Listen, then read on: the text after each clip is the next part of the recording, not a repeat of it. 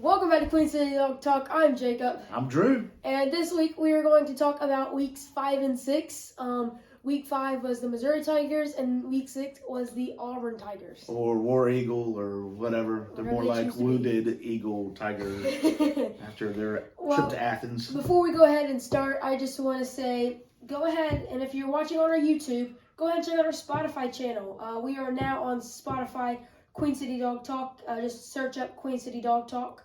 And you'll find us. Go ahead and please follow and listen. Or if you're listening on our Spotify, head over to our YouTube channel, QueenCityDawgTalk.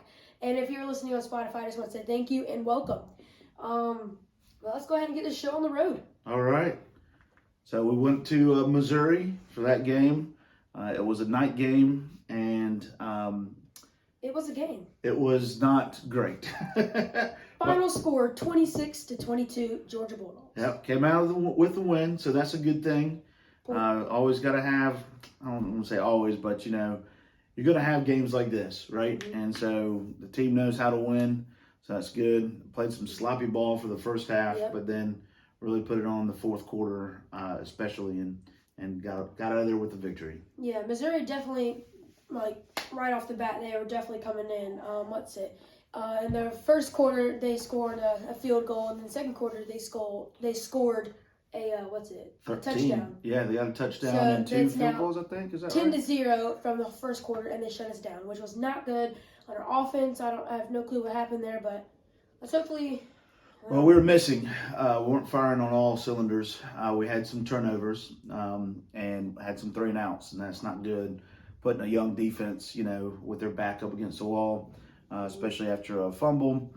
Missouri gets that momentum and, gets the crowd into it. Like I said, it's a night game, and you got number 1 team in the land there. So they were ready for us, that's for sure. They most definitely were. That was something on our defense. I think that's the most points we've allowed since national championship, maybe? I'm not sure. I can't remember how many points we gave up to Kent State the week before. Yeah, so that's maybe like 13 points. This was really 2 weeks in a row of uncharacteristic Georgia football. This was just sloppy. Yeah, so, but, we've got a young team. Like to see more out of the offense, you would think, right now. But, it is what it is. And that's what happened, But we got the win, so that's the important part. There were some great plays in there. Milton ran up the middle with a beautiful, I think it was like 30-something yard, maybe 31-yard run. But unfortunately, he coughed up the ball, and Missouri got the ball from there. So that didn't help us. But I was happy to see that run just right out of the gate. I mean, straight up the middle, speed, looked good. So hopefully we'll see some more of that from him in the next couple games. Mm-hmm. And our kicker, both kickers, this was a game just full of kicking. Right. I think Georgia's kicker got SEC Player of the Week, right? I think so. He pretty much carried our whole team for the whole first half, pretty much, right? I mean, he hit 4 of 4 field goals. So that was really good, thankfully, because we were really struggling in the red zone this game and couldn't finish it off. So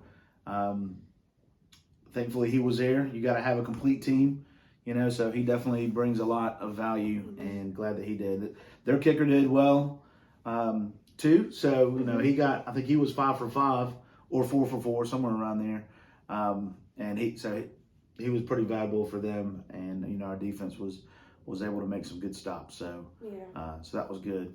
You want to kind of talk about a little bit more of the more exciting stuff, the end of the third quarter and fourth quarter when things really started clicking? Yeah, but before we hop into that, our receiving yards, Bowers, he only had 66, while their other wide receiver Levette had 84. Yeah. 84 yards. And I thought Bowers would be running over him. But the only one running over him was Washington on that right side of that sideline. We're very fortunate to have Bowers and Washington there as our tight ends. Like Bowers a lot. I mean, he's arguably, if not the best player in the country, definitely the best tight end in the country. So he's very versatile. He can do a lot of things. You see him running the ball, catching the ball, he's blocking. I mean, he's doing all kinds of things. So, but talking about Big O, Darnell Washington, what a beast. He is just absolutely awesome. he was able to, get a catch on the right-hand side over there by the sideline. Bennett found him, which I loved. Yeah, Bennett hit him going kind of just over another DB, or it actually might have been the linebacker that was covering him. But, he took the ball, did really well, and had a great play. Big man. You want me to run that? Yeah, go ahead. All right, so. Looks like it's loading.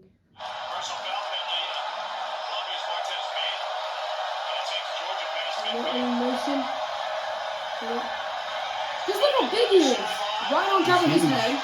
Boom. 6'7". Oops.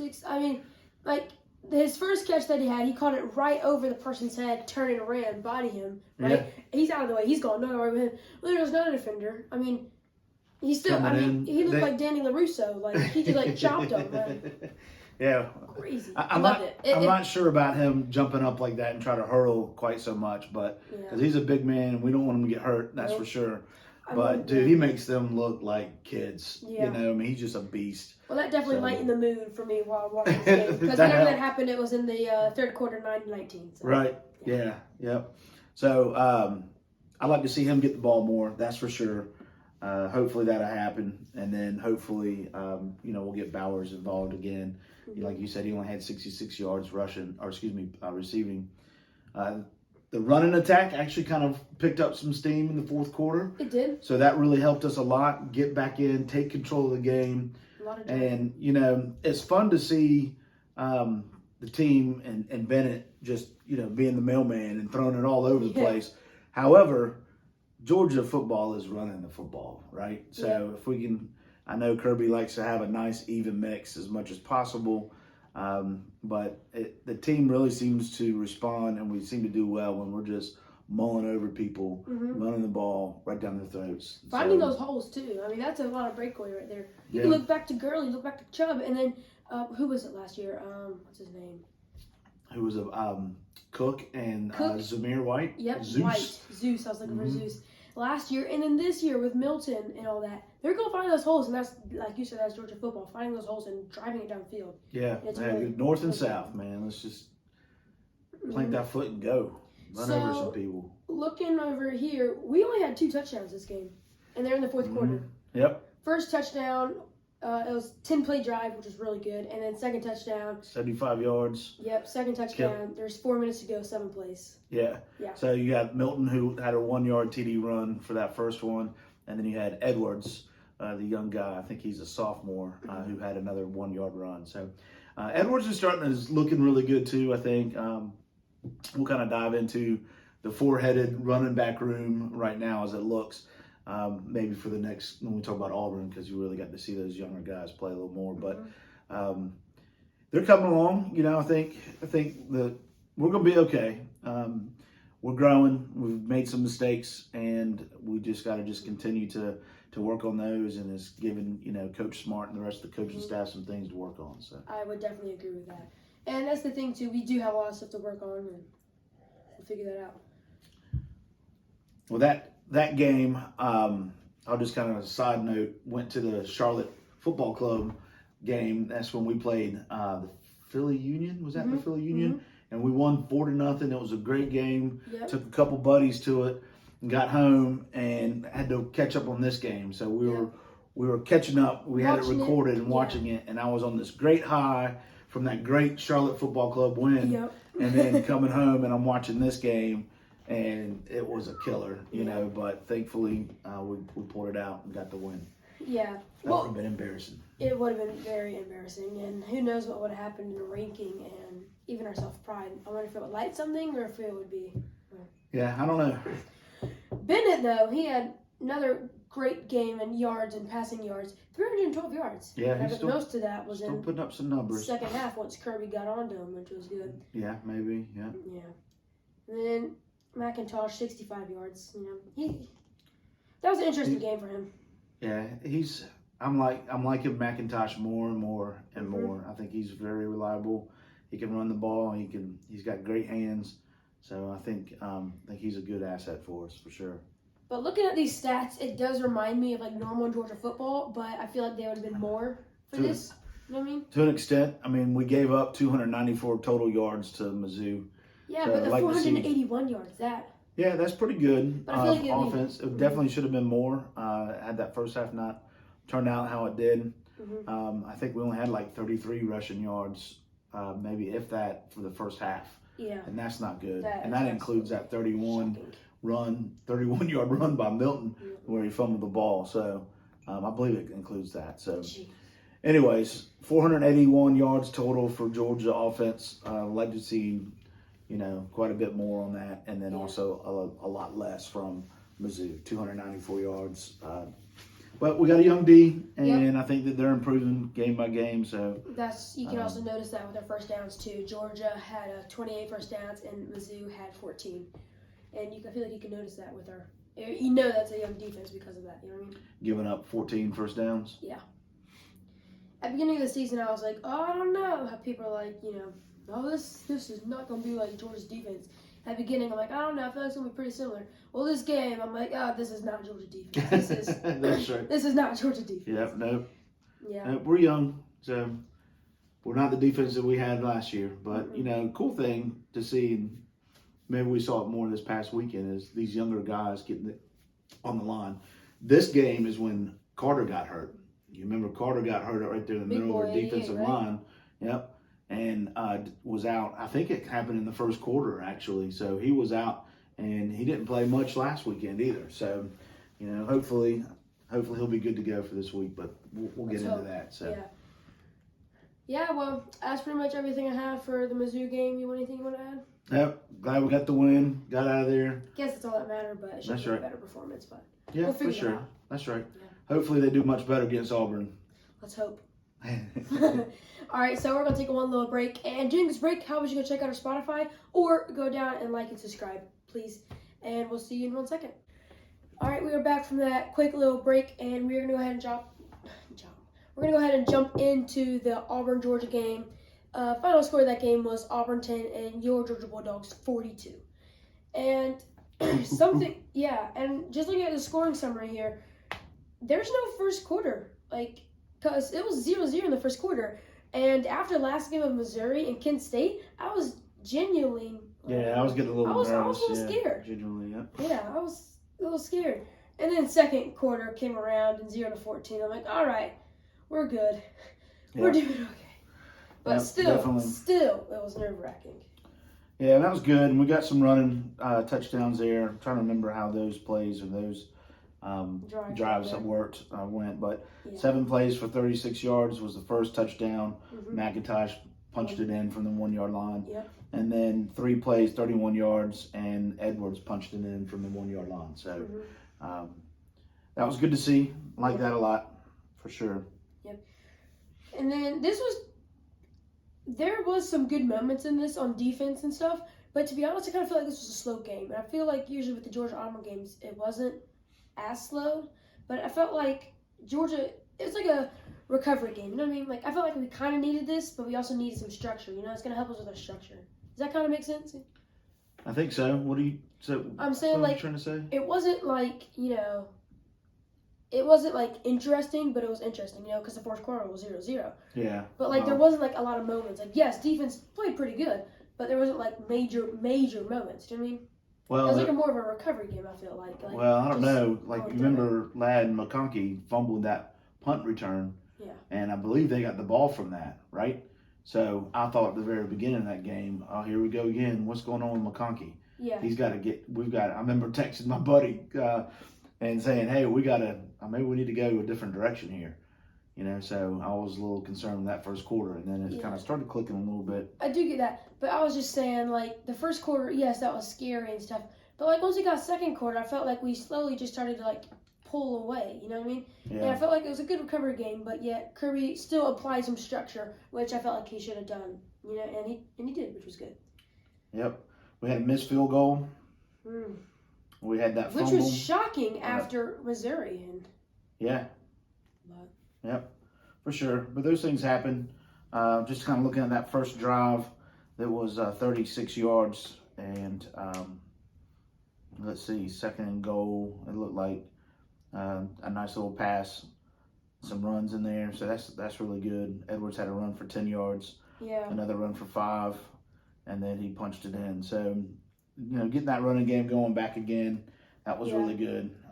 Edwards actually had, throughout the game, he had 3 touchdowns, so that was pretty awesome. Very good. Yeah, so some rushing yards. Robinson, what is it? Where is it? 12 carries, 96 yards. That's pretty awesome. That's pretty good. Yeah, leading me. the freshman. Right. Yep, he looks really, really good. I like seeing him. It's gonna be some good years. Yeah, I like seeing him coming on, getting stronger. Mm-hmm. You made the comment during the game that you thought he looked kind of reminded you of Nick Chubb, a little bit. So, and I've heard some other people make those comments too. But he definitely is looking good. So I'm excited about that for sure. Yeah, and then in the passing yards, Bennett had 208 yards. Well, I don't know. He should have been on the rushing yards. What was it? How far was that run? Like 60-something yards? 64-yard run. Yep. Do you have that play? Yeah, I do have that play. Yeah, let's go ahead and show that play. Okay. I mean, that was just pure athleticism. Wasn't he like a running back? Mailman running. Wasn't he like a running back in high school? No, I think he was. That? He was always a quarterback. Oh, we'll talk about that in a second. Yeah, go ahead and play this. But I feel like I've heard someone talk about that. All right, it's in the pocket. Boom, look at that hole. That was quick. He didn't have an option. Look at that great block, though. Perfect block. He ran it, made it all the way in, 64 yards. That was the very beginning of the You should run back a little bit more. Right there. Watch this block right here. Like, right there, boom. Keeps it outside there, loops it in on the 4 guys. They ain't stopping Bennett. They're not going to stop him. No. Great. I think that's a little bit surprise, too, for some people sometimes that he's got those wheels and he can do it. They don't think that he's going to take off like that. And I thought it was so cool. I think that he does a lot better, actually, when he does that. So I'm glad to see him, get that done. And it almost looked like they drew it up, but not really. You know what I mean? Because, that block, I was so happy to see that. Because, to be honest, I thought they were going to get Bennett or Bennett was going to slide. But they had that block, right? They had those other guys, and they had that block here, which opened a perfect path for Bennett. And I was like, yes, Bennett, go, go, go.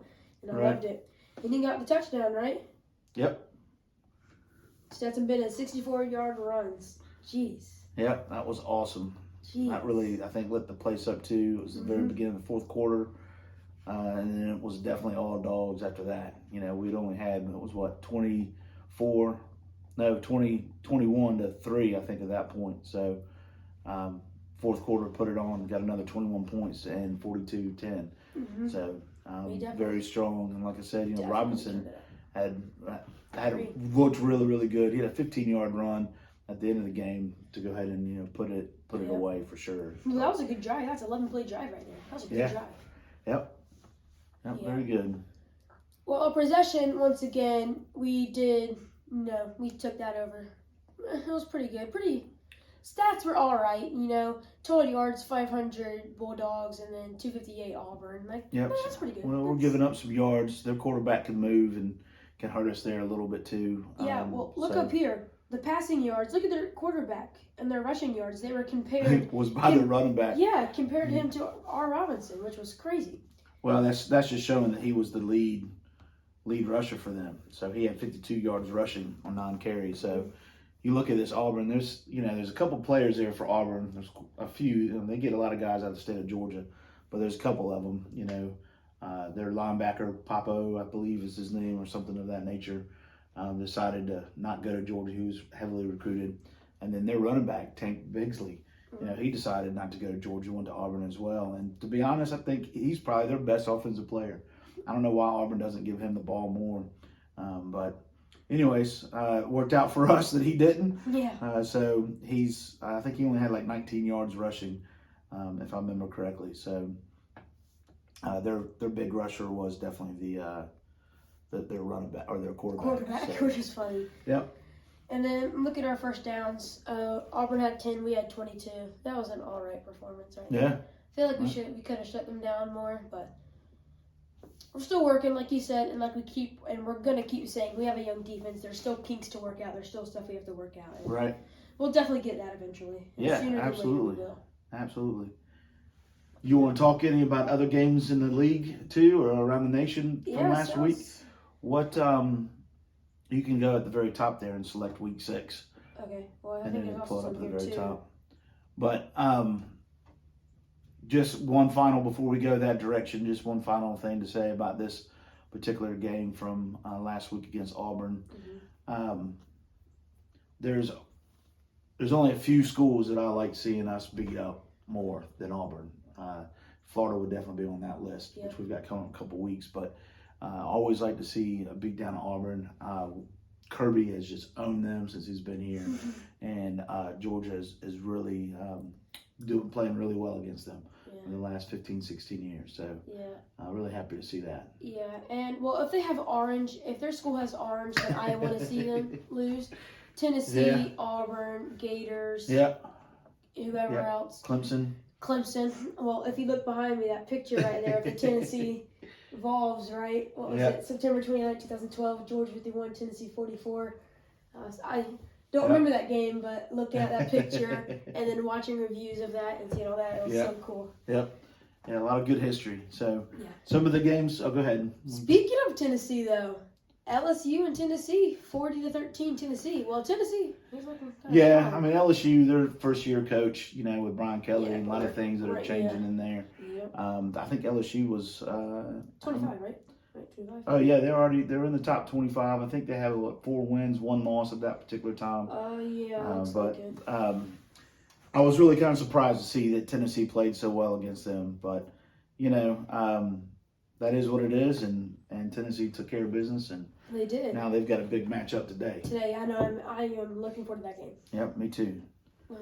You had Arkansas and Mississippi State, so really hate to see Arkansas lose. Really like Sam Pittman a lot, and we just really hope that he continues to do really good things down there in Arkansas for them. But Mississippi State's looking pretty strong these days. So Georgia goes to Mississippi State in a few weeks. I believe it's the week after the Tennessee game. So we'll have to endure hearing those cowbells during that. Yeah. Another big game of last week. Shall we even talk about it? It was the then number 1 Alabama versus Texas A&M. Yep. And Texas A&M they lost it. They almost got it. They almost got it. Could you imagine though? Because last year, had they won against them, could you imagine if they won again? They almost pulled out. Could you imagine how cool and crazy that would be? There's been some talk. I saw it on the SEC channel. I believe it was on SEC Mornings, where Peter Burns and the other dude, Chris Doering, he played at Florida. But anyways, we won't hold that against him. But Texas is owning Alabama. Almost owning Alabama. Just barely scooting by. First we got the Longhorns, and then now A&M. Yeah, and they talked about at the very end of that game how 3 seconds disappeared off the clock. So I don't know if that really would have helped if Texas A&M would have been able to have another play after that. But the point is, Alabama had a passing interference call inside the end zone, and so that gave Texas A&M the chance. It put them right there at the 1, and they had an opportunity to win. When that guy, resulted in a pick from that passing interference, and he put his knee down on, to down the ball, and there was 6 seconds left on the clock. They should have stopped right there. I could understand another second going, 5 seconds or something. But then they only have 3 seconds, got the 1 pass off, and it didn't go anywhere, and then the game was over. So I think I saw that too. There's some questionable stuff there. I definitely saw that too. But anyways, Texas A&M, man. I mean, they lost to App State, and then they took Alabama to the wire. So we'll see. We'll see what happens. The game I also want to talk about was the Ole Miss Vanderbilt game. Yeah. Vanderbilt was looking very strong. What was it, first half maybe? Yeah, first half. I believe they had the lead going into halftime. If I remember correctly. Third quarter also looked pretty strong too, right? Yeah. And then fourth quarter. Vandy didn't do anything in the second half at all. They had 8 points or something like that. Oh yeah, they only got 8 points. I see. Yeah. So, but they had a good first half. Vanderbilt's definitely coming along and moving. They are getting stronger here. Ole Miss, I mean, they're a top 10 team right now. So, who knows? What's going to happen with those guys. So that'll be a challenge for some of those other teams in the West for sure. That was a game. Look at the possession. Vanderbilt has more possession. Yeah, well, they had 403 yards versus Ole Miss's 591. So Ole Miss is going to sling it and Look run how the close ball the a first lot. downs are, too. 22 first downs Miss and then 21 Vandy. Yeah. So that's pretty interesting stats there. But Very much so. anyways, they Vandy, is definitely improved from where they've been the last couple years, which is good to see. But they come into Athens today, so we'll see how that goes. I am excited for that. You want to talk about an upset real quick that happened last week? Let's go ahead. Those Gamecocks beating Kentucky at Kentucky without their starting quarterback for Kentucky. So that probably definitely played a part in that. But I'm sure South Carolina fans are happy of that.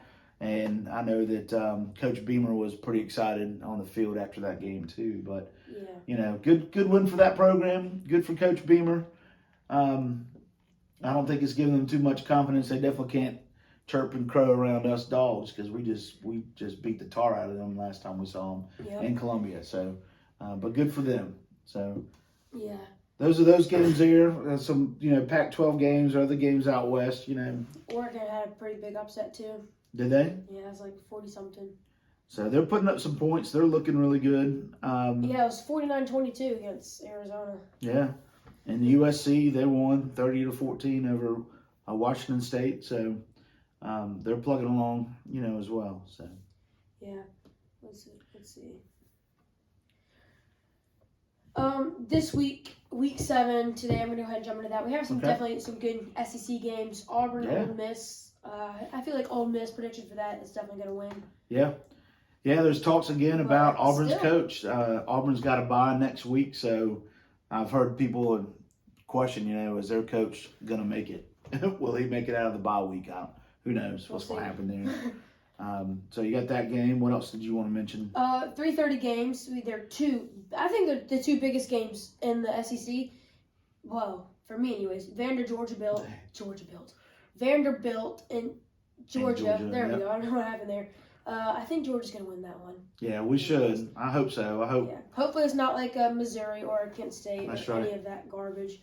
And then another 3:30 game, Alabama, Tennessee. Yeah. I am counting the minutes down for 3:30 to hear Georgia Bulldogs kickoff, of course, but also to see what Tennessee does. Because we're playing Tennessee next week, right? So this is a good time for us to see what's going on.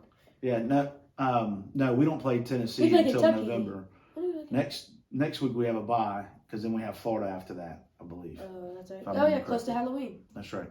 So, but yeah, Tennessee, Alabama at Tennessee. Tennessee's coming in high.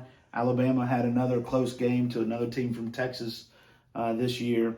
They didn't have their quarterback, so talked a little trash about Texas A&M with playing against Alabama and playing them close. But to Alabama's credit, they were playing with their true freshman. I believe he's a true freshman quarterback. So he's impressively looking guy. Really looks more like he could be a running back. I mean, that dude is built. But anyways, we'll see. I'm sure Bryce Young will be ready to go and be playing for this game because it's just too big of a game. So we'll see what happens. But we're going to have a few TVs set up today when we're watching the Georgia game because we'll be keeping an eye on the Tennessee-Alabama game. And then the Braves are playing as well. And they play, I think they start at 2-something. So that's an interesting series right now. Yeah, we're down 2-1 right now. So it's a must win for Atlanta, that's for sure. So we'll see what plays out with that one, but a lot of good sports today. Very much so looking forward to it. Another big game I wanted to mention in the Big Ten is Michigan and Penn State. So that's actually playing at noon, so I'll be trying to catch that before the games this afternoon. Yeah. So that'll be a good one to keep an eye on as well. Is that Penn State? No, it's at Michigan. Could you imagine it be the big house? Yeah. Well, is that all you got? That's all I got. Me too. Well, I feel like this episode went kind of quick. Yeah. Good. That's good.